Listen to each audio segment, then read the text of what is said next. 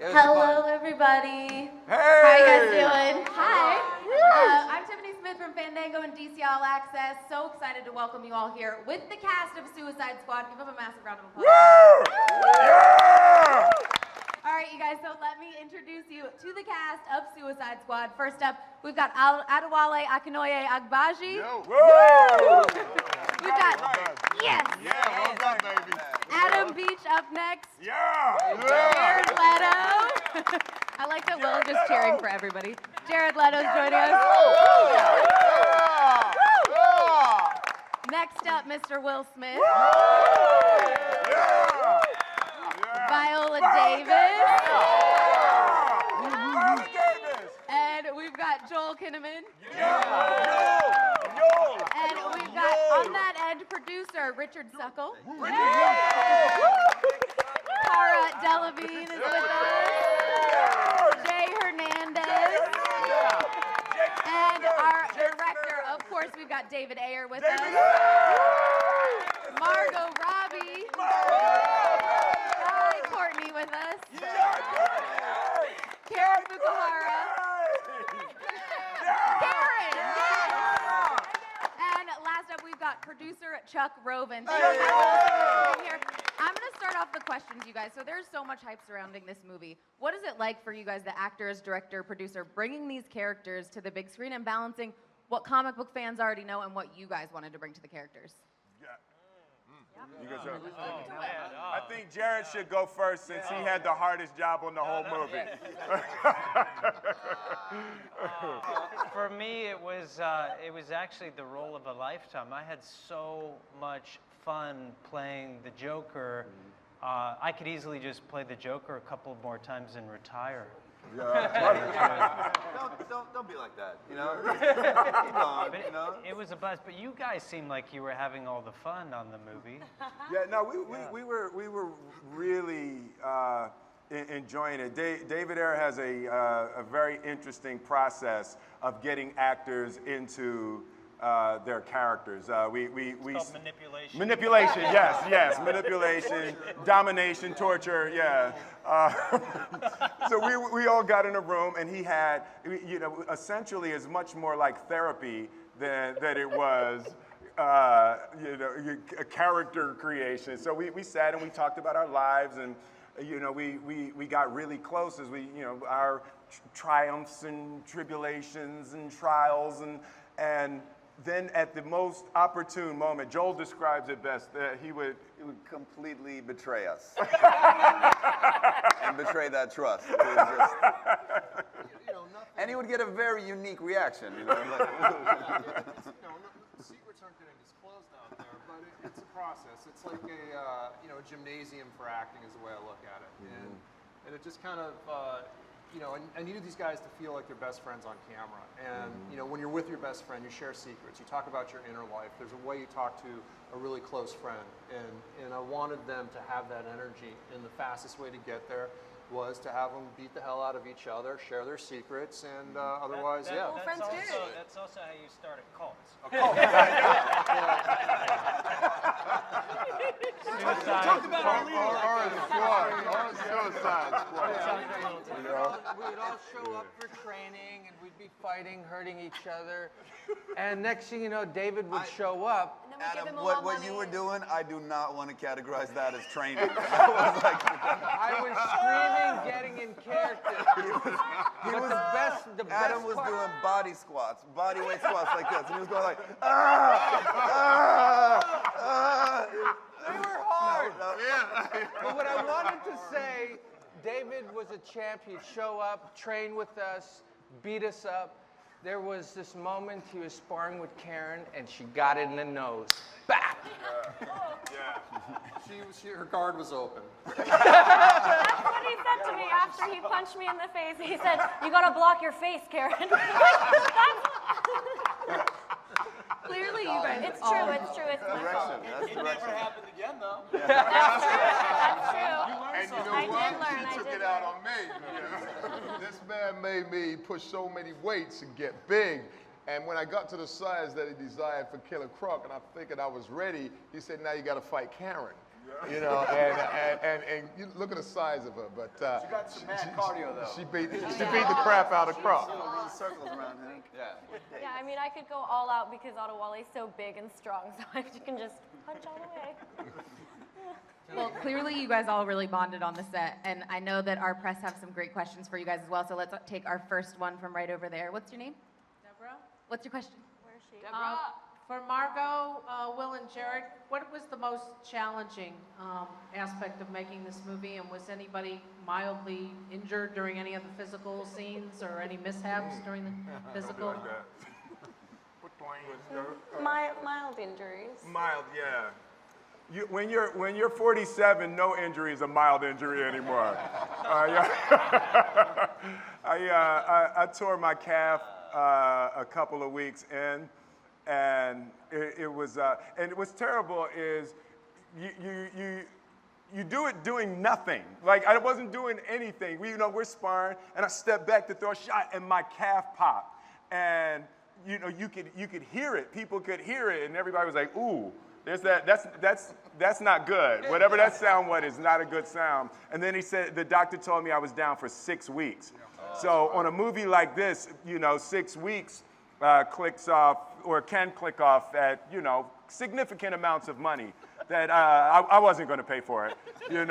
But it was really scary to be in that position. I was like, oh my God, this opportunity, Suicide Squad having this chance, and maybe not going to be able to deliver the way I wanted to. But Will soldiered on, and then I think 3 seconds later, Joel blew out his calf. Yeah, and his Joel, arm. Exact same. It's just, I was just trying to show sympathy. sympathy, and, yeah. It was like a sympathy pregnancy. Solidarity Yeah. injury.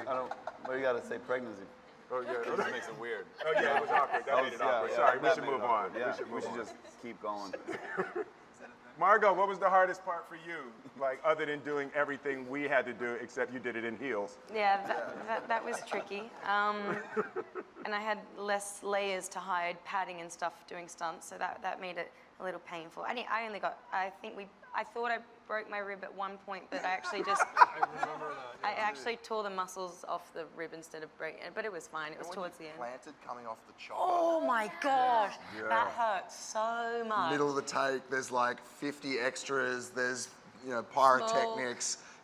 Got up, knees raw, like palms I bleeding. fell from like this high up, straight onto my knees on the bitumen. Yeah. It was so painful. No, then she stands up. Oh, I'm fine.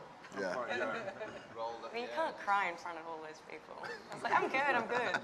I fell off a stage the other day in Toronto as well. Again, just popped up. I was like, that didn't hurt. And I was like, Just internal bleeding. crying on the inside.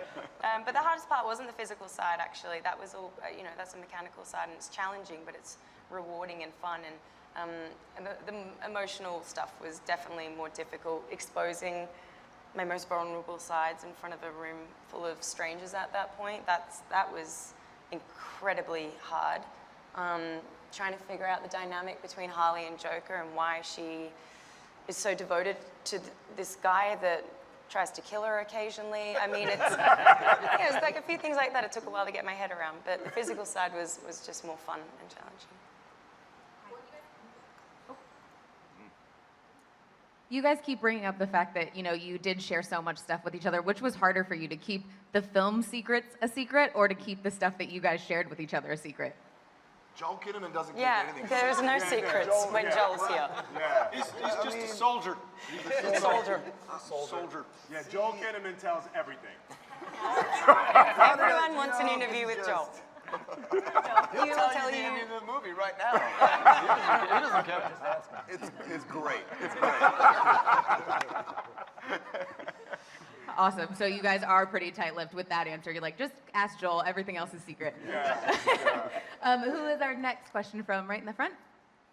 Hi. Can you talk a little bit about bringing humanity and humor into all the mayhem for this? David was really great because from the beginning, it was clear he wanted to do something different. He wanted to do something special. He wanted to make something that was something we'd all be really proud of. And I could get the sense from him that he was willing to go to all lengths in order to get that. And that was both a little scary, but also really exciting. And he's not only the director, but the writer of the film. And I was surprised by how much freedom he gave, I think, everybody to just go completely fucking crazy. No, that was a great experience. And he was...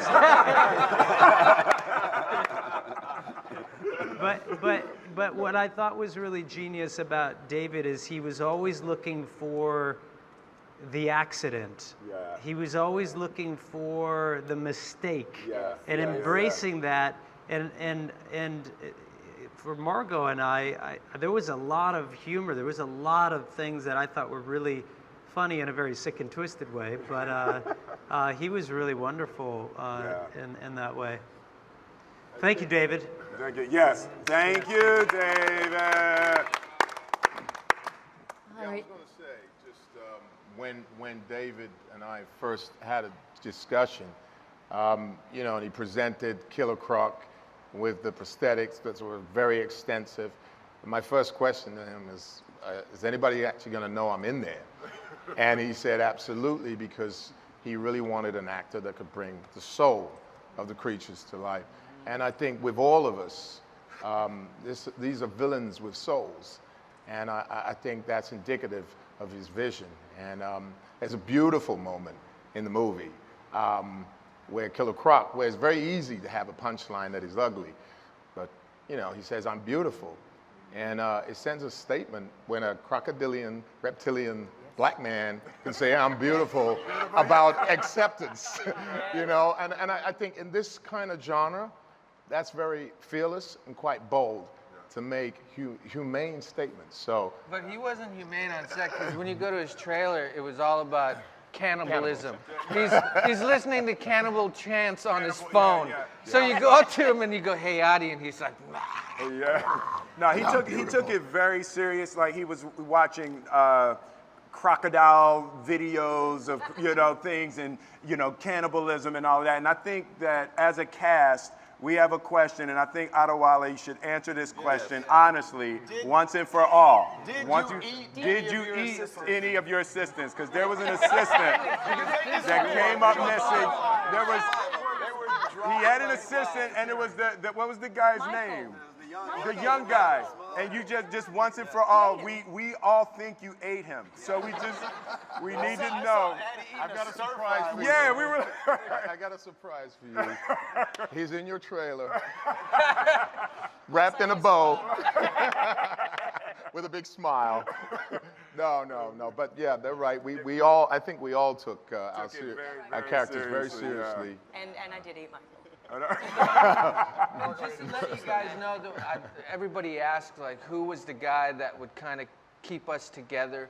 And from my point of view, I saw Jai as our go-to guy to liven it up, because Boomerang had this weird kind of like nature right from getting out of his bag, sack bag, but he really was, I thought, the guy that really brought the crazy, because he'd have to turn it up a notch. Definitely brought the crazy. Definitely brought it.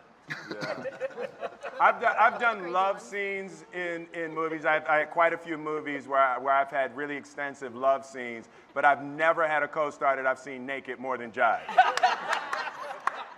You know, it was like he had a really, really hard time keeping his clothes on set. He didn't feel a need. He just didn't feel. There isn't a need. Something interesting when I was on the set. I saw a photograph of a naked man running after David Ayer, who had a look of abject terror on his face and had perfect running form that you only see at the Olympics. I mean, the most aerodynamic form and a look of intense concentration. And then I think it was a naked Jai maybe running behind I'm not sure. him. We can't say for certain. It's hard to see in the pixels. The story behind that picture, I'll never know, I don't think. It was like a gazelle running from a lion. Yeah, and it really was. It really was. Did anybody, who was the person that kind of said, sick him? Yeah. That was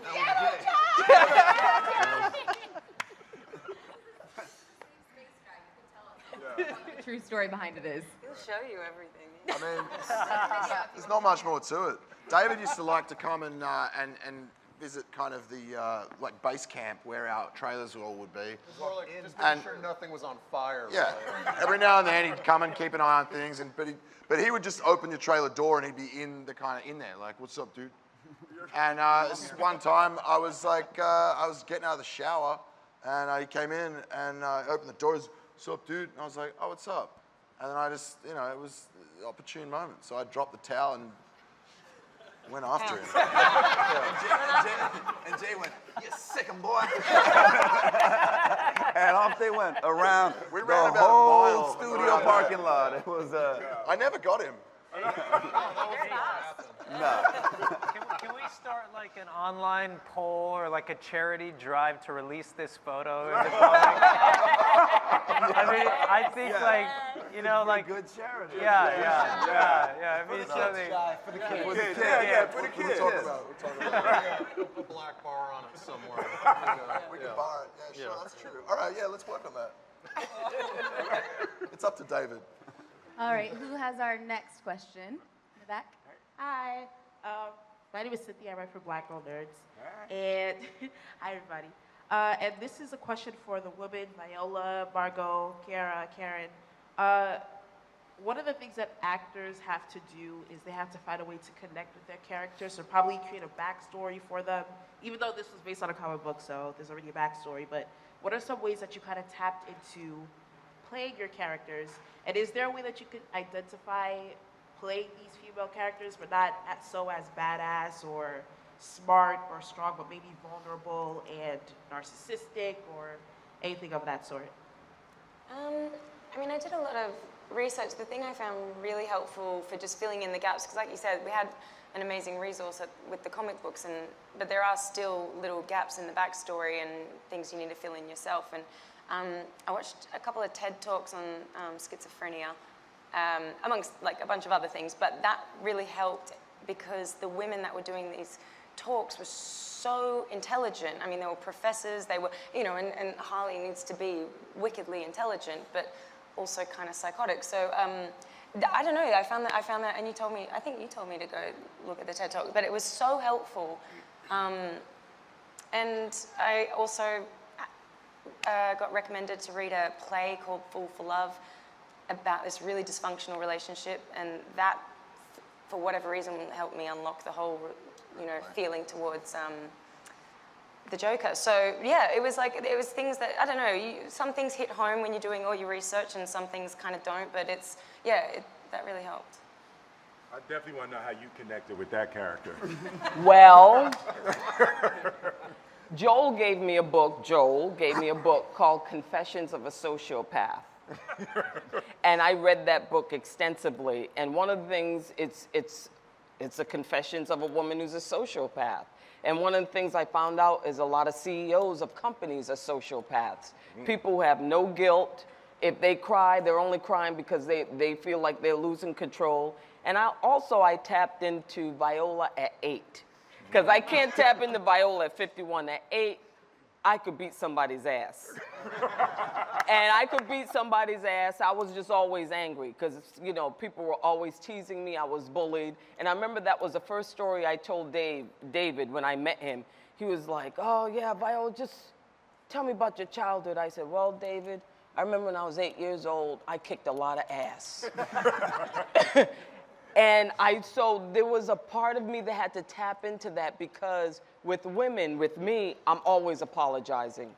I'm shy, I'm always retreating, I never tap into my power, and Amanda Waller is not that. She is unapologetically brutal. Yep. And because I had to call him a pussy a couple of times. But I had to tap into that because otherwise I would have retreated. And with this group, I couldn't retreat. So that's what I did. No, she did not retreat at all. There was no retreat. It was pretty much every day that me and Viola had together on set. She would, David would call on her to like come and stand behind the camera. And then she'd stand behind the camera and just yell mean things at me. She'd be like, "Hey, Joel, flag, you little bitch." punk ass bitch. And I just, oh, okay, all right. Good morning, good morning. So that was my experience. But Croc liked it. He liked some Amanda Waller. Yeah, she was gutter. I think what happens in film a lot is the male voices, and by voice I mean the character, the depth of the character, the performance, the way the character is resolved and executed, and the arc of the character is incredibly developed, and often the women are underdeveloped. And in this case, I wanted women that had voices and had power and were powerful as women. And you know, as a father of 2 daughters, I think it's important to give them examples that you can speak up in the world and you can have a viewpoint. Hell yeah. Wow, that's really sincere and sensitive of you. I don't like him seeing that side. He never speaks like this to us. Yeah. Never seen that. Never mind. What about for Karen and Cara? You go, Karen. Oh, you go, girl. Over to you. You're gonna do great. You're a pro at this. Shoot. Go, Kathy. For her question? Yeah. Well, coming from a Japanese-American family, we had a lot of those cultures and values, Japanese cultures and values, growing up in the household. You know, it was my first language, and we grew up on Japanese traditions and food and TV and all of that. So I think when I first read the Katana comics, I immediately fell in love, and I immediately felt like there was a part of her inside of me, even though our personalities were so completely different. And for me, the switch really happened when I put on the mask and the wardrobe, and that really helped me tap into the character.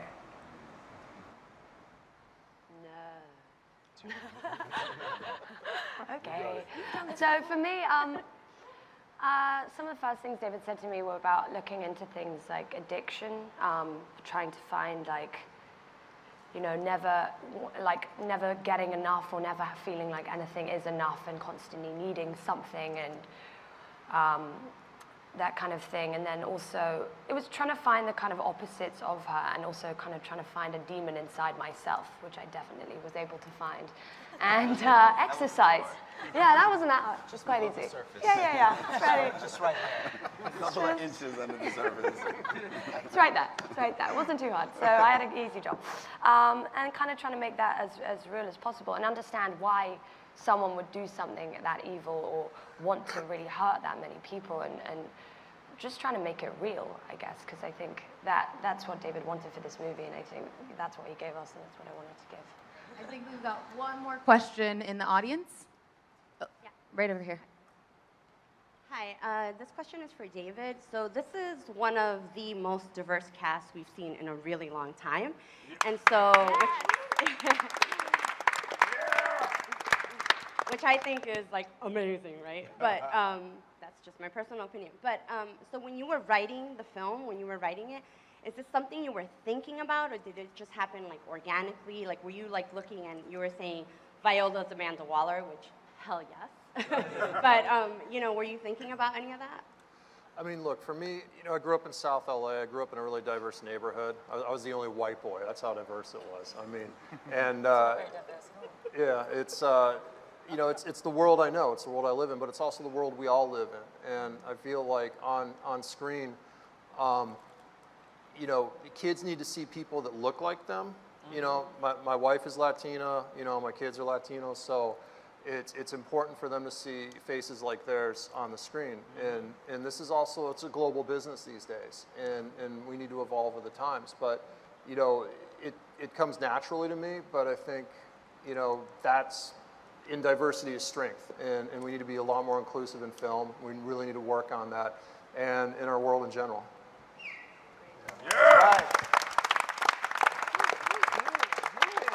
So I love hearing what everybody had to say, and thank you guys so much for your questions. But I want to know, too, just seeing all of the cast up here and hearing how you guys interact together. For Charles and David and Richard, did you guys ever have moments on set where you were like, oh my God, what did we get ourselves into? How is this movie getting made? way at all. What? Honestly, it was the opposite. For me, it was like, I mean, look at this cast assembled up here and this great filmmaker. It's a producer's dream. It's the best way I could equate it is like being the manager of the all-star team. You get to go to work every day, and you get to see the greatest actors in the world all collaborating together. So for me, it was a producer's dream because you really are watching the best of the best go to work, and I couldn't ask for a better job. Thanks.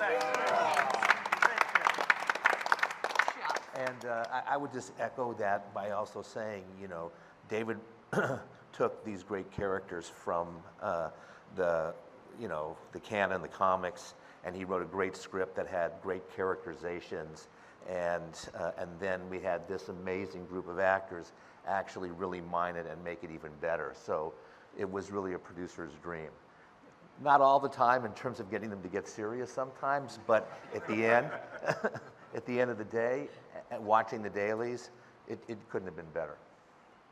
But also, too, it's like working on films, if the guys on top aren't on our level as the actors, it's not going to work. So to know that our leaders out there were setting up and making it that comfortable space, we wouldn't be who we are. So, you know, they're blowing it off too, like it's like, oh, no worries. But it comes from the top, you know. So you're saying they were running around naked right next to you? Yeah. Yes. Chuck all the time. Chuck all the time. That's the first time I see Chuck with clothes. The trick is never show fear. They are many. I am one. You can never show fear, or they'll just turn on you. You know. And the other thing is always have an answer, even if you're just making it up and don't believe in what you're saying. Just pretend you know what you're doing, and they kind of will follow you.